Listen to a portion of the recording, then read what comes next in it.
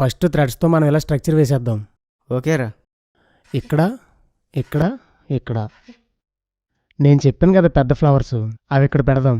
అవునరా, బాగుంటుంది. నీ ఐడియా ఉంటే చెప్పరా. అక్కడ పెడితే ఎలా ఉంటుందో ఆలోచించి ఒకసారి. సైడ్ అయిపోద్దాం అనుకుంటున్నాను రా. అక్కడే బెటర్ అనుకుంటా. ఓకే, అయితే ఇది ఇక్కడే ఫైనల్ చేద్దాం. ఓకే, చుంకీలు తెచ్చాం కదా, అవి ఎక్కడ ప్లాన్ చేద్దాం? ఇక్కడ పెడదాంరా.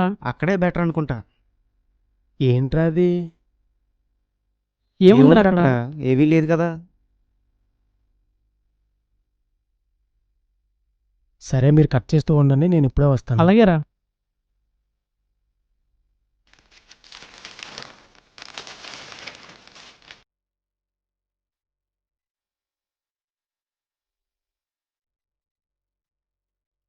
నా పేరు ప్రశ్న. నిన్ను ప్రశ్నించడానికి వచ్చాను.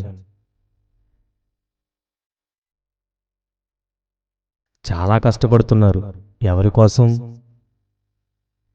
దేవుని కోసం. దేవునికి డెకరేషన్ ఎందుకు?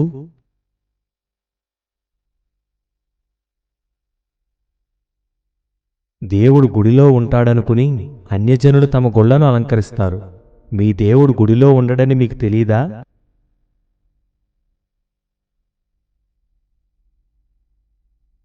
రెండు రాత్రులు కష్టపడి చేస్తున్న మీ పని వలన దేవుడేమైనా సంతోషిస్తాడా?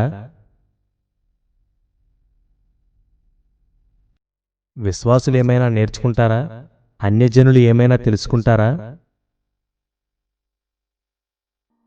అయితే ఎవరి కోసం ఇదంతా?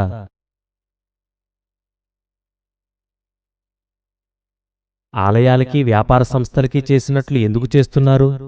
క్రైస్తవ్యం ప్రత్యేకమైనది. మతాచారాలు తెచ్చి ఈ మార్గాన్ని కూడా మతంగా మార్చొద్దు.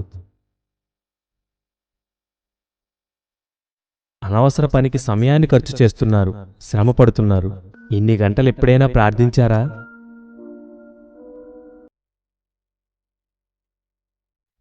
ఆలోచించు.